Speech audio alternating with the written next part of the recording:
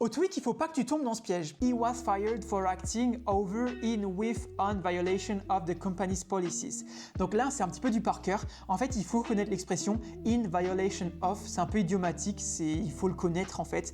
Donc la bonne réponse, c'est in. Donc ça, c'est vraiment du par cœur. Donc soit tu as déjà entendu beaucoup d'anglais et tu le sais, soit il existe des listes en fait avec toutes ces expressions-là. Par exemple, in violation of, in compliance with, tu vois, plein d'expressions comme ça qui sont un peu idiomatiques. En fait, il faut savoir que c'est in devant et pas on. Il y a pas mal d'étudiants qui mettent on, mais non, c'est un petit peu piège, hein, c'est faux. C'est vraiment des trucs à connaître par cœur. Donc, voyons si c'était bien ça. Et c'était bien ça. Donc voilà, si jamais tu veux la liste avec tous ces mots-là, mets en commentaire, je veux la liste. Et puis moi, je t'envoie ça, c'est 100% gratuit. Et puis si jamais tu veux t'entraîner pour le TOEIC, parce que tu le passes bientôt, n'hésite pas à aller sur la plateforme là. C'est une plateforme d'entraînement spécialement dédiée à l'entraînement pour le TOEIC. Donc pour y accéder, tu tapes www.top-students.com dans ton navigateur ou Top Students TOEIC sur Google, tu verras, ce sera un des premiers résultats.